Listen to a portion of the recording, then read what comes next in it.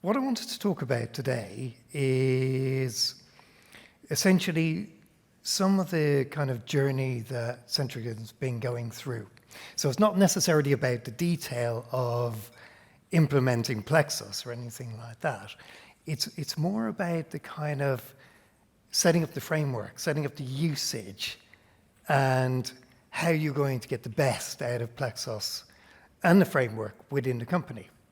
So whether it's a good thing or a bad thing, I work within the CEO's office, so I get a good view of the whole group in terms of the overall investments, the overall strategy, stuff like that. So I'm in a really good position to understand how building up the right framework and building up the right tooling really, really helps you in terms of maximizing the benefits of such tools as Plexus or any other fundamental tools.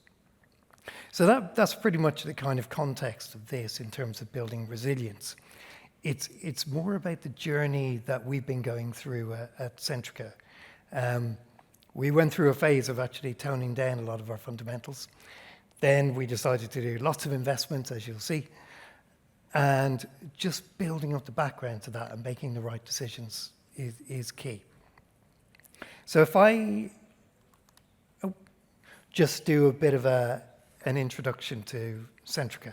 So Centrica's got quite a wide remit. You know, we've got British Gas on the residential side.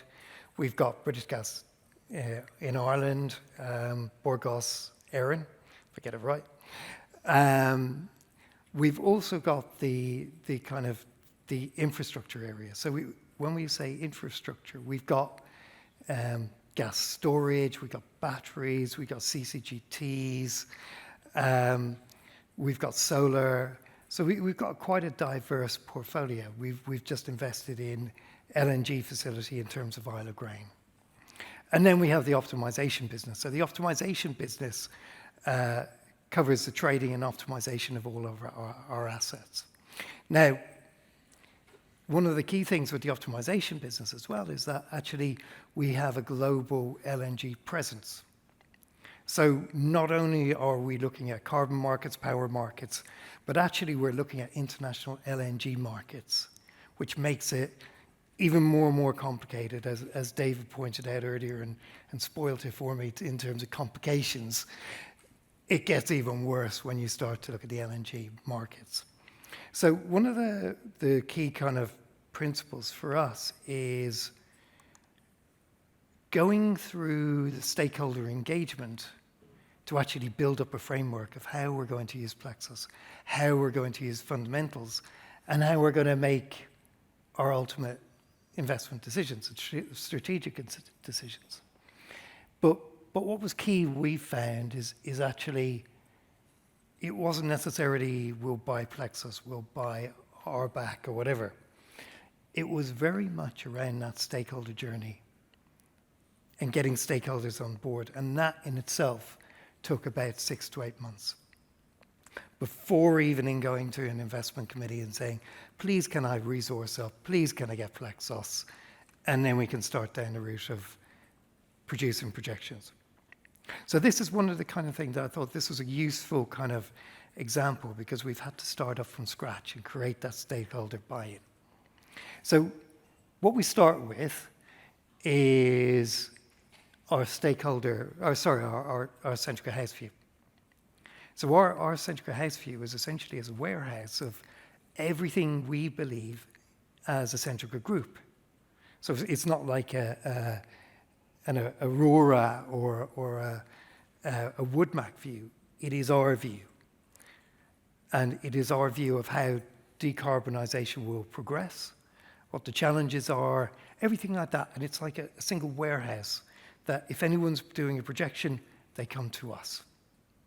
So that's an important kind of baseline that when, for example, Chris O'Shea, our CEO, goes and talks outside, we have a consistent hymn sheet. If it's a case of, affordability in the home, a lack of heat pumps being deployed, it feeds into what our core view is and the drivers for it, which I'll go into later. you've got the strategic development, you've got portfolio analysis, which I'll go into a bit more detail. But the strategic development and the portfolio analysis is really based around what are meaningful scenarios. And that 10 years ago used to be quite boring. Whereas now it's either really, really easy or really, really hard, because it becomes a global question. And that's where we're focusing on. What is that global question? What are the global storylines that drive our scenarios, which ultimately lead to our strategic development, but also the portfolio analysis? How does it all fit together? So this is why it's building blocks. If we don't get the underlying bits right, there's no point in going straight to something that says, I can estimate my portfolio benefit, but actually I don't really characterize a lot of it, or the strategic development that we're looking at. We're not really capturing realistic world outcomes to test our decisions. So the final part of that is, and I'll go through all of this, is the asset investment. So, and again, towards the end, I'll go through it, but we've made some fairly significant investment decisions. We've used Plexus for some of those. We've used scenario analysis for some of those. We're still on that journey, but it helped immensely as to explaining, even to our brokers, investors, stakeholders, why we made those decisions. So, again, in developing what we believe in, there's a number of areas which we focused on. And one of the things we've always found, because of owning British Gas and seeing, the customer debt, the customer challenges that people go through, and also the overall challenge of affordability crisis in the UK, but affordability in Europe, what does that actually mean in terms of decarbonisation in the home? What's the usage profiles? Why would you go out and buy a heat pump if you can't afford it? It's a very middle class kind of activity, unless the policy is in place. So some of it is about identifying the lack of progression, but also identifying with other areas within the business. What policy is missing? What do we need from the government? So there's customer challenges, there's growth. We mentioned data centers, very much how quickly, how are they going to get connected? That's a very difficult question. There could be loads. How are they going to get in the system? You look at the States, you look at Spain, too much causes problems. In Ireland, there's a moratorium. So how do we think about that as Centrica? We got the pace of decarbonisation. Again, it's a kind of, we'll go into later, is that pace of decarbonisation is often under, your political incentives. So if you look at reform versus Labour versus Conservative, you've got a very different approach, and that speed will change accordingly. So that's what we're trying to capture in terms of how we view all of this. Then we've got the system needs, the capacity of batteries we need. Do we need how much long duration energy storage? Should we invest? And another key one is there's a lot of aging plants on the system. We have a significant amount of nuclear. How long is that going to last? How many times can you keep extending it? Which is a really tricky question because it keeps coming up every year. You have the extension. So some of these go into, our core belief in our basic view that will go into Plexus is built on these principles. And then we get the keeping the lights on. So it's an interesting one in the sense that a CCGT fleet, they're getting very old. They can't keep going on, but you can't get rid of them. You need that capacity, because if you have a week, probably everyone's heard this, if you have a week of no wind, how do you support the system? You've also got the fact that gas storage in the UK is the lowest in the world, in Europe, sorry. And on a relative basis, it's really, really low compared to European countries. If you look at what's happening with the Straits of Hormuz, if it gets worse, we're dependent on European storage, not on UK storage, because we don't have anywhere near enough. So you've got a security issue in terms of the UK, just in terms of gas. So just moving on to kind of, if we have the house view, right, that's our building block. Then we're looking towards what are the scenarios, what are meaningful scenarios that we could build up and challenge our strategy. And in building that up, you kind of build up a view of, well, actually, what does a portfolio mix look like? Because a portfolio may look great in one scenario, but terrible in three. What does that mean? Does that mean you need to divest? Does that mean you need to invest in other portfolios, other technologies? How do you think about that? And that kind of brings on to the next one. I like this one because of the Iran war conflict. I'm not going to name names, but one of the quotes I really liked is, plans are worthless, but planning is everything. You know that base case is going to be useless because it never works out as you expect, especially now. But building the scenarios and building the planning and what you would do in a different situation and having thought about that in advance is hugely beneficial. And that forms a kind of a basis of what we're trying to do at Centrica, and hence the term resilience. That you can look at different scenarios, which I'll go into in a bit more, and see how you would change your behavior, how you would explain to stakeholders why you changed your strategy. And if you can do that, it looks a hell of a lot better than if you look at the Iran conflict, where there was an entry point with plan A with no plan B. And this is where you are at the moment. So it's a useful one to kind of bring that concept to life. So, and again, this is just to illustrate the fact that, as David's already mentioned, is the extent to which the world has changed over the last, 5 to 10 years. And just the way this kind of brings it to life is, you look at the Ukraine crisis, you have massive jumps in gas price, massive jumps in power price. Or sorry, the green is power, blue is the UK gas. You had all of that coming into effect. You had a massive loss of Russian gas. And this is the point. We don't just look at, UK. We look at global LNG. We look at global gas. You get this period where we've kind of replaced the Russian gas. We've learned to adapt. Europe has learned to adapt, brought in more decarbonisation. And actually what you're seeing is that the result of that is, in the Iran conflict, even though Qatar, you lost 20% of global LNG supply, you didn't really suffer in Europe. Asian countries did.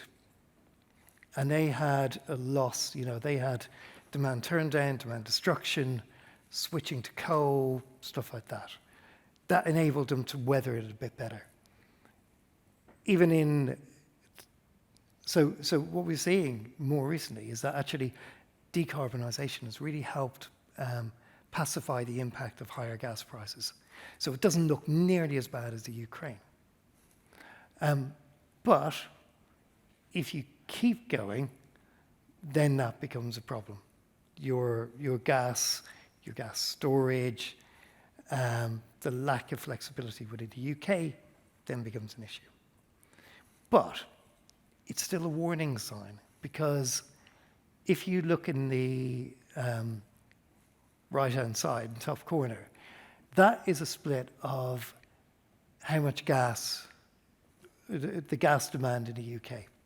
Now, there's varying views on how quickly that depletes or stabilizes. If you talk to Reform, they'll naturally say, drill more, extract more. If you stay with Labour, that will go down. Either way, that pinky, purpley colour is becoming a much bigger portion of that, which means that your dependence on global markets is growing higher and higher and higher. Now, again, that goes back to the point that actually we look at global markets as well to translate those impacts into the UK to work on our scenarios. But it is quite an eye-opening picture, because actually, if you look who you're dependent on, a lot of the dependence that you're looking at now is the US LNG imports. And that becomes a bit political. I won't go into too much of that, but your dependence is on a global market. So say, for example, Japan, China has really, really hot summer. More gas goes that way, not to Europe. So you're competing against other markets in all of this. Sorry, that sounded a bit depressing, but it's really to paint the picture of how much more complicated this has actually got. So what we've been doing in Centrica is actually starting to build up that global picture. So we're working with Columbia University to say, actually, how has the world changed before you even get to the plexus part? So you kind of paint the picture of how the actual world is changes. Because if you start to look at the macroeconomic developments, and again, 10 years, macroeconomics really wasn't that part of a huge part of my remit, whereas now it's suddenly a big part. So you've got the countries like the US, Gulf, Russia, very much more interested in domestic resources. That's where their value is coming from, rather than renewables. You've got China, which has actually gone the opposite direction and said, right, okay, let's invest in clean tech. So what was meant to be built in the UK and Europe is now being built in China. So the kind of cheap solar, wind farms, all the clean tech is actually starting to migrate over there. So Europe then becomes stuck in the middle, where it's importing from either the States in terms of gas or China in terms of cheap imports for batteries, wind, solar. And that kind of paints a picture, because then you're kind of like, how do you view the growth of Europe? Becomes a big problem, because actually your costs are higher. So the cost of say manufacturing or power in the US is significantly lower than Europe. And this is why Europe has struggled to really maintain its growth.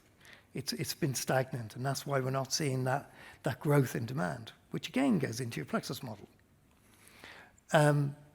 And also the Chinese demand. Chinese economy has been quite stable. It is starting to grow, but it is a big driver of global demand. So all of this kind of works together to build up the kind of pictures that we're looking to build out in terms of our scenarios. So what we're actually doing, if you look at any, so we build up 6 scenarios which will test,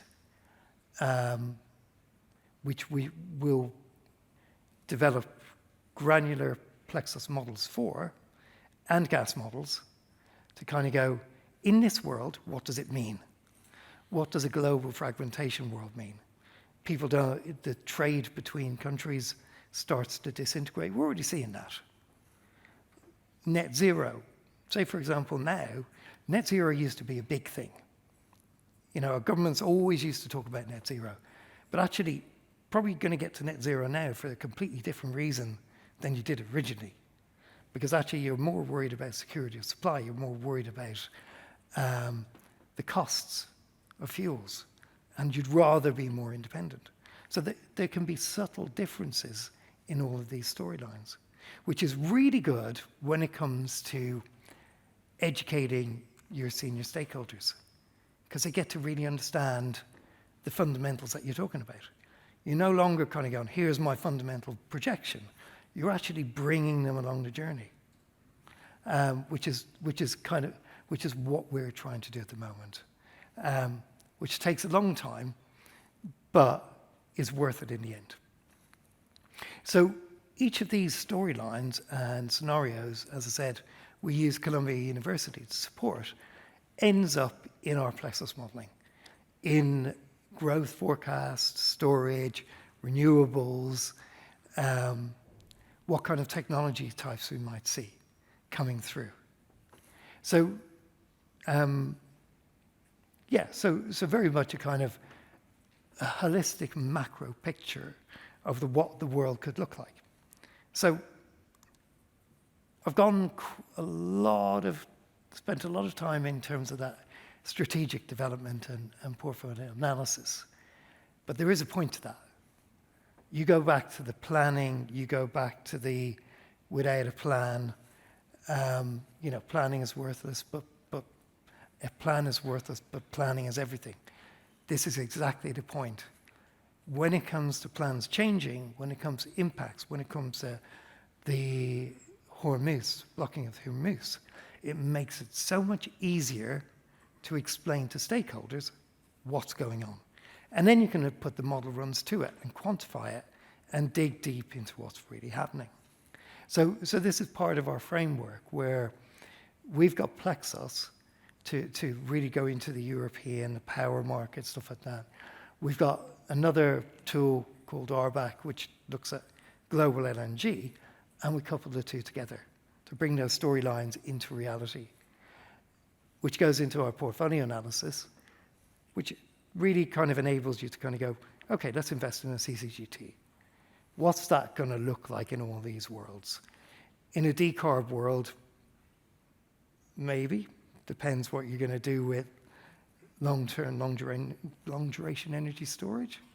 But if you get a Dunkelflaut, how are you going to deal with that? There's no response for that at the moment. So you kind of go, actually, a CCGT makes sense. As long as you don't generate too much, maybe put some BECCS on it just to kind of achieve that net zero target. But that ultimately informs your asset investments, because you kind of go, well, what should I be thinking about? What is a reasonable scenario? And also, what you're trying to do is avoid, hopefully people get this term, but drinking from the Kool-Aid. Our CFO says it all the time. You're in a box that you all start thinking in the same way. And the idea is that you drag it out of that box and you start to think a bit more globally, which is why we got Columbia in it. So the pinnacle of what we've really been talking about here, build up our underlying view, test the underlying view, look at our portfolio, test the portfolio, make asset decisions. And although this sounds quite like broad, this all supported the investment in Plexus. It supported the investment in the resourcing and the tooling around it to enable us to invest more effectively in assets such as CCGTs or the Isle of Grain. So for us, we use Plexus directly in terms of Seven Power, which we've just purchased. You're talking about £500,000 worth of valuation going on there based on the Plexus models that we've been using. Then you've got, say, Isle of Grain. Okay, we didn't use Plexus for that, but it was more the principle of how we look at those scenarios, those world scenarios. How much gas do you think is actually going to come through the UK?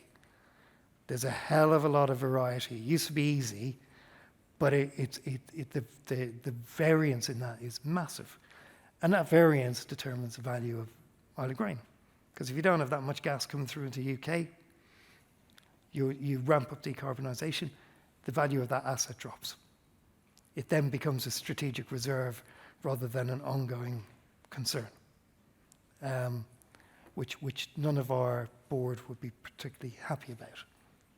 So that's the end of presentation. Any questions? Nope.